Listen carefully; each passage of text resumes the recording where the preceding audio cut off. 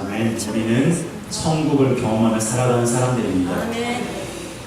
먼저 말씀으로 확인하라 라는 말씀의 제목으로 함께 말씀을 나누겠습니다. 기드온은 300명의 군사로 미디안 군 13만 5천 명을 전멸시킨 사람으로 잘 알려져 있습니다. 물론 이 전쟁의 승리는 하나님이 주신 것이지만 그 일에 기드온이 순종했기 때문에 가능한 일이었습니다. 언제나 하나님의 능력은 사람의 순종이 있을 때 일어나는 것이거든요. 홍해가 갈라져 마른 땅이 된 것, 이것은요 모세의 순종이 있었기 때문이고요. 견고한 성 여리고가 순식간에 무너진 것도 여호수아의 순종이 있었기 때문입니다. 이것은 비단 성경에서만 볼 수 있는 일은 아니에요. 지난 금요기도회 때 말씀드렸던 1903년에 함경남도 원산에서 일어난 구호운동은 화이트와 맥컬리 두 선교사의 기도로부터 시작되었습니다. 그들이 기도하라는 하나님의 명령에 순종했기 때문에 가능한 일이었어요. 하나님의 방식은 지금도 동일합니다. 그분은 언제나 한결같은 분이기 때문인데요. 하나님의 능력을 경험하고 싶다면 그분의 말씀에 순종하면 됩니다. 여러분, 하나님의 능력을 경험하고 싶으세요?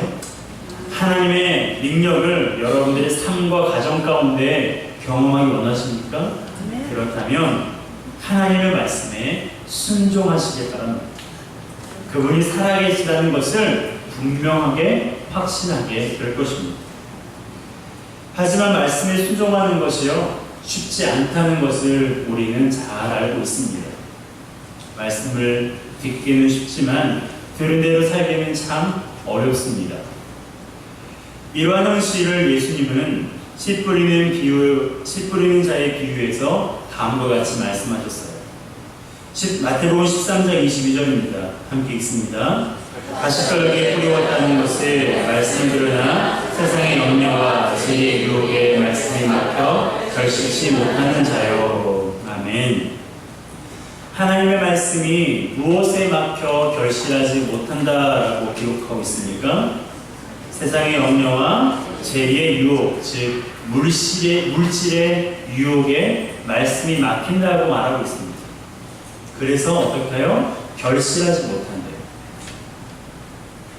세상의 염려와 물질의 유혹에 말씀이 막혀서 결실하지 못한대요. 결실하지 못한다는 것은 말씀에 순종하지 못한다는 것을 의미합니다. 이것이 현실이에요. 우리가 하나님의 말씀에 순종하지 못하는 그런 상황 가운데 우리가 살아가고 있는 것입니다. 그렇지만 현실이 이렇다고 순종을 포기할 수는 없어요. 말씀대로 살겠다고 결심하긴 하지만 또다시 실패하는 자신을 바라보면서 순종은 내 영역이 아니라고 생각하고 포기해서는 안 됩니다. 여러분, 순종하지 않으면 하나님의 능력을 경험할 수 없습니다. 하나님의 능력을 경험하지 않으면 있던 믿음마저 희미해지고 구원을 이룰 수가 없어요. 죄로 가득한 이 세상을 이길 수는 더더욱 없습니다. 이러한 고민이 비단 저와 여러분들만의 고민이 아니라 오늘 본문에 기록된 기드온의 고민이었어요. 그가 말씀에 순종해서 300명의 군사로 13만 5천 명의 적군들을 물리쳤지만 그가 처음부터 순종을 잘하는 사람은 아니었습니다. 두 가지 면에서 그는 약한 사람이었어요. 첫 번째는 그는 마음이 약한 사람이었습니다.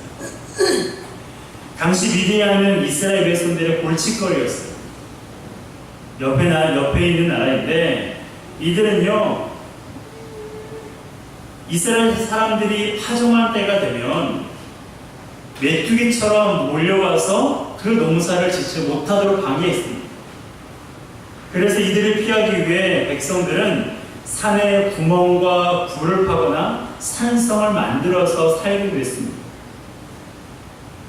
이 때문에 이스라엘 백성들은 극심한 식량 부족에 시달려야 했어요.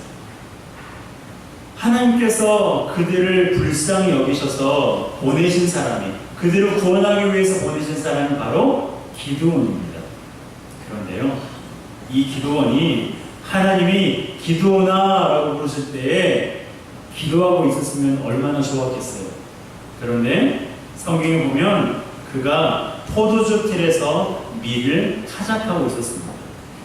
사사기 6장 11절 하반절입니다. 함께 읽습니다. 무엇을 기드온이 미디안 사람에게 알리지 아니하려 하여 밀을 포도주 틀에서 타작하더니. 고대 근동에서는요, 대개 땅에 큰 구덩이를 파거나 파서 포도주 틀을 만들거나 두 개의 안반을 파서 포도주 틀을 만들었다고 합니다. 그리고 밀 타작은 넓은 마당에다가 쫙 펼쳐놓고 타작용 마차나 황소의 발굽을 이용하기도 했고 막대기로 밀단을 때리면서 타작하는 것이 일반적이었습니다.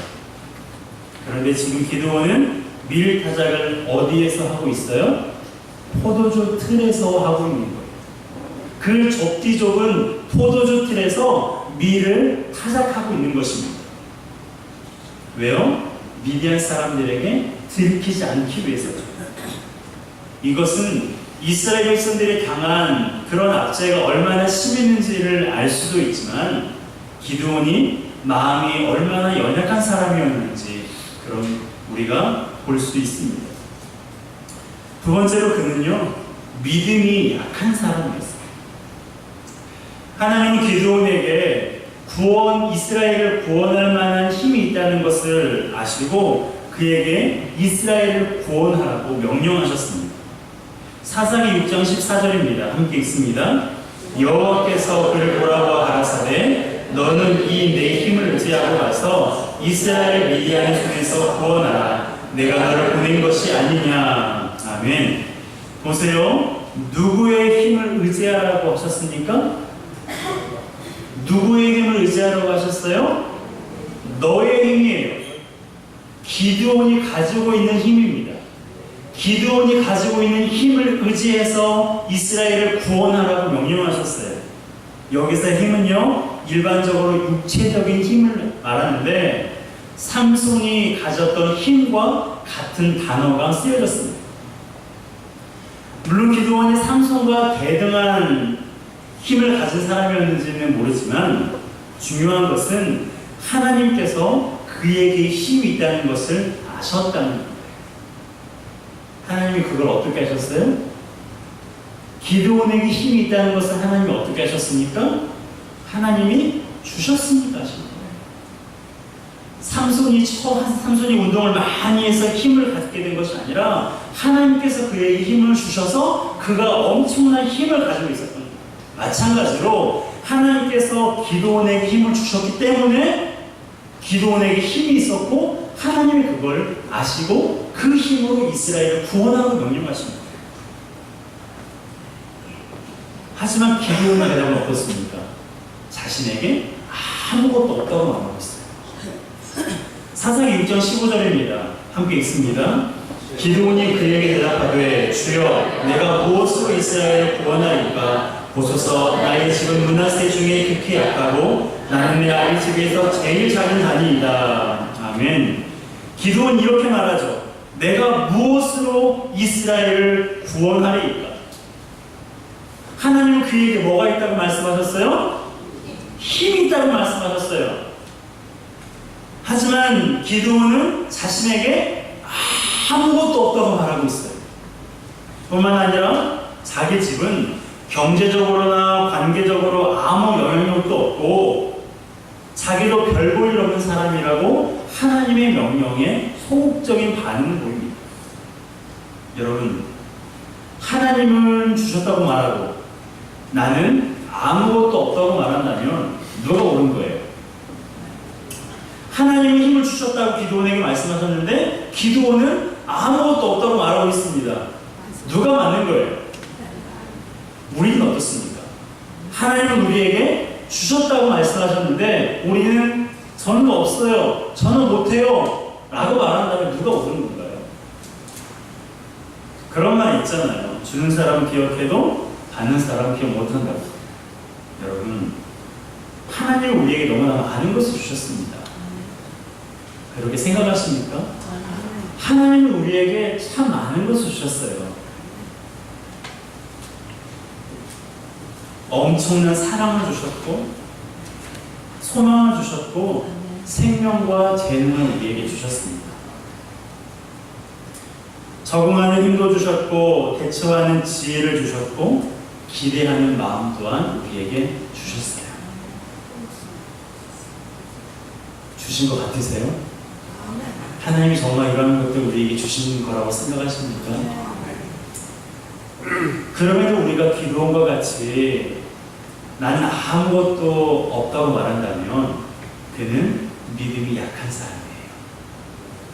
하나님 힘을 주셨다고 말씀하셨는데 나는 아무것도 없습니다라고 말했던 기도원은 믿음이 약한 사람이었던 것처럼 저와 여러분이 하나님, 저는요 재능도 없고요, 저는요 할 줄 아는 것도 없고요, 저는 어떠한 탁월한 그런 기술이나 많은 사람들에게 인정받을 만한 그 어떤 것도 제 안에 없습니다 라고 말한다면 그것은 주신 분을 서운하게 하는 뿐만 아니라 우리 하나님을 향한 우리의 믿음이 연약한 것입니다. 하지만 믿음이 약하다고 근심할 필요가 없습니다. 하나님은요 믿음이 약한 사람을 제쳐두지 않으시거든요. 너 믿음 그거밖에 안 되니? 너 신앙생활 그렇게 오랫동안 했는데 겨우 그 정도밖에 안 돼? 하고 너 좀 저쪽에 있어라 라고 하나님이 제쳐두지 않으세요.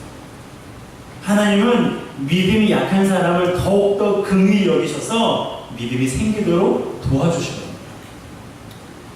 마음도 믿음도 약한 기드온이 믿음이 생기도록 하나님께서 도와주셨던 것처럼 말입니다. 하나님이 어떻게 기드온을 도우셨을까요? 하나님은 기드온이 말씀에 확신을 갖도록 도우셨어요. 하나님께서 이스라엘을 구원하라 라고 명령하셨지만 기드온은 나는 아무것도 할 수 없습니다, 아무것도 없어요 라고 말했습니다.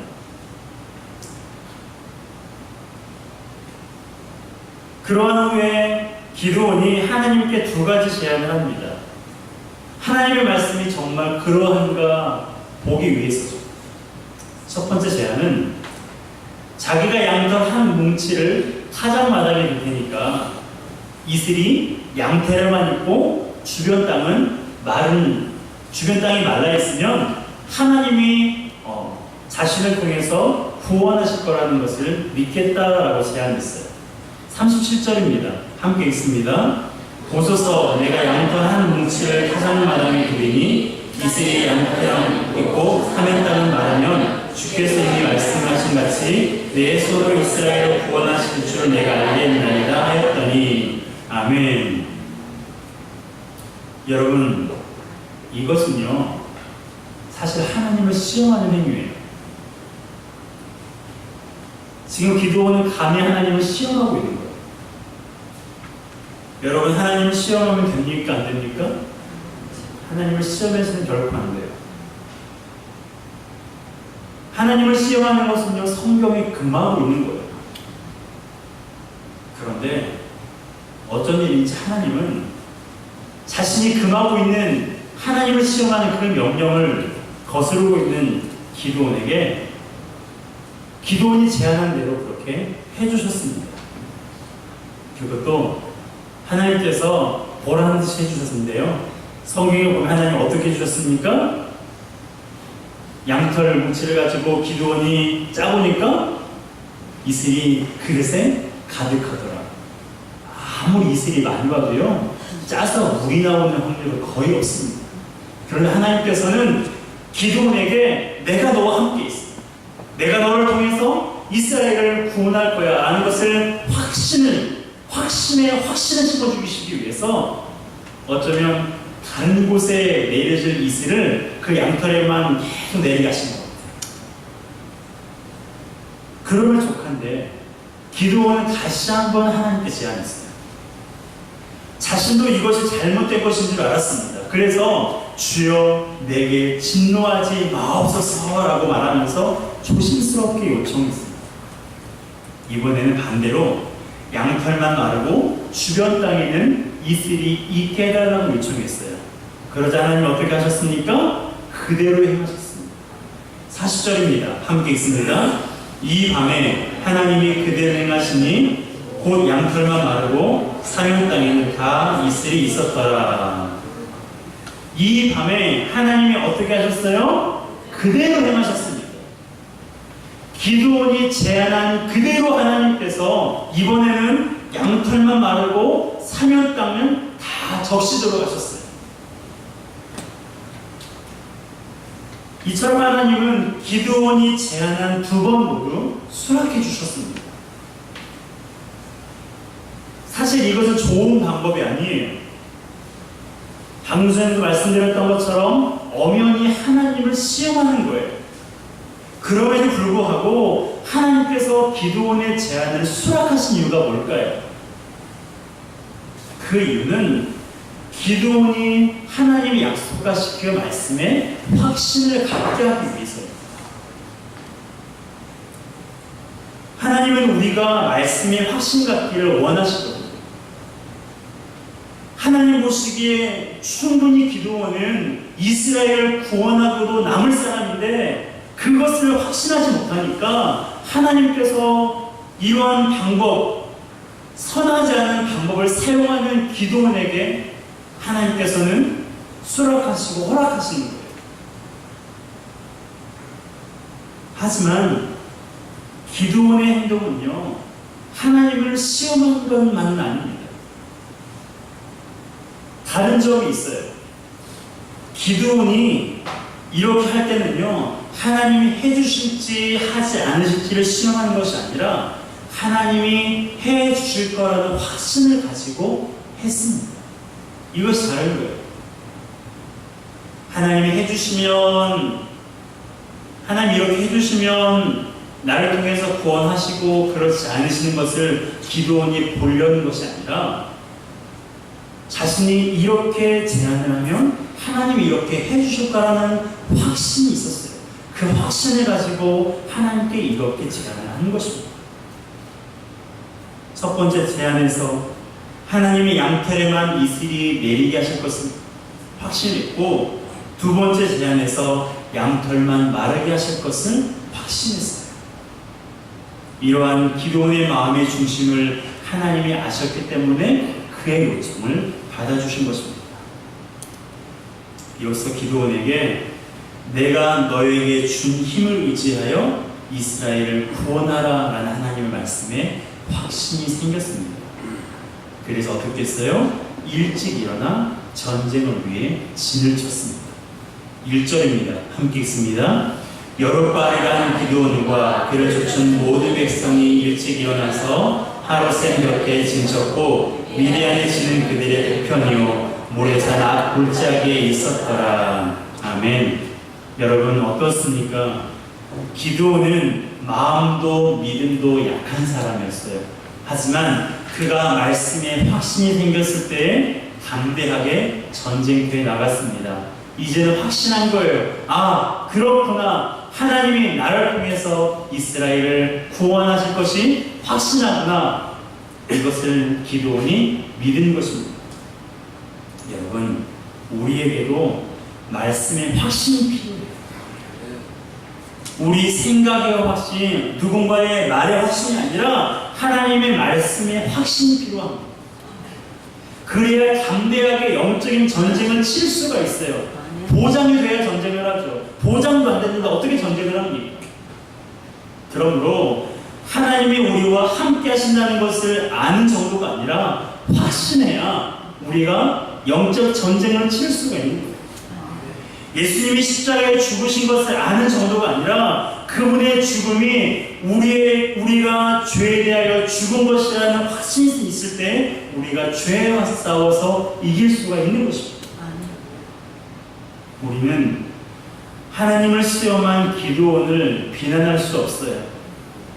그의 방식이 옳았다는 것은 아닙니다. 다만 하나님께서 약속하신 말씀을 확신하고 싶어하는 그의 모습을 본받아야 된다.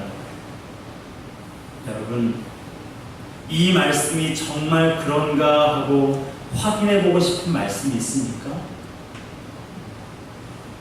그런 말씀이 있다면 한번 확인해보세요. 하나님을 시험하려는 것이 아니라 정말 이 말씀이 그러한가, 그런 말씀이 있다면 한번 확인해보세요. 하나님은 아무것도 염려하지 말고 모든 일에 감사함으로 기도하라고 말씀하셨어요.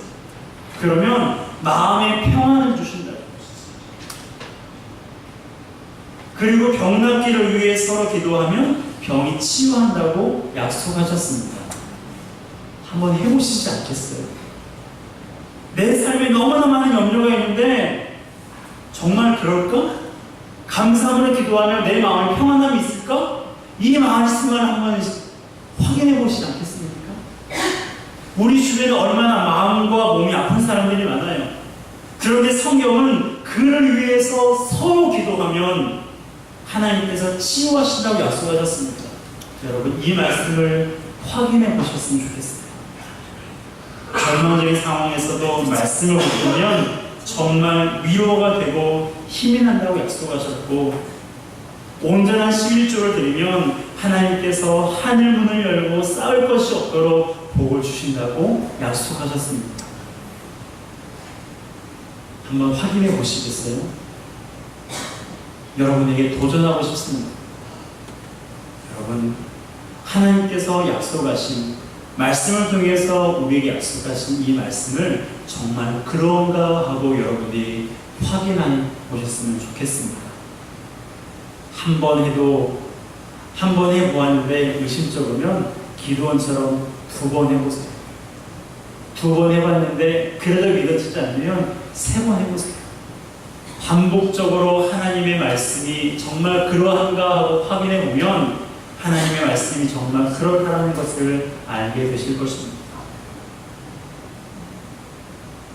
여러분, 급하게 하면 탈이 나요. 급하게 운전하면 딱지 끊을 일이 생기는 것처럼 우리 인생 가운데 하나님의 말씀을 확인하지 않고 서둘러서 급하게 하다 보면 어디선가 분명히 삐그덕거리고 탈이 나는 경우가 발생합니다. 제가 얼마 전에 급하게 운전한 나머지 좌회전 금지 표시판을 못 보고 좌회전해서 4만 원짜리 딱지를 끊었습니다. 피 같은 돈 4만 원 제가 나라에 바쳤습니다. 여러분, 급하니까 시간이 없으니까 이러한 이유 더 이상 하나님 앞에 우리가 되지 않았으면 좋겠어요. 하나님이 너무나 응답을 더디하시니까, 하나님의 응답을 너무 늦게 하시니까 지금 당장 누군가를 의지하고 지금 당장 내 마음이 가는 대로 그렇게 하지 않았으면 좋겠어요. 아무리 급하고 아무리 어려운 일을 만나도 하나님께 기도로 우리의 상황을 아뢰고 먼저 말씀으로 확인하는 우리 모두가 되었으면 좋겠습니다. 대화할 때도, 일을 처리할 때에도, 무언가를 선택할 때에도, 누군가를 만날 때에도 먼저 말씀으로 확인하는 저 여러분들 되었으면 좋겠습니다. 그래서 하나님의 인도하심을 경험해서 기쁨과 감사가 넘쳐나는 저 여러분 되시길 주님의 이름으로 축복합니다. 하나님의 말씀은 글이 아니라 살아있는 말씀. 하나님의 말씀은 생명의 말씀이에요.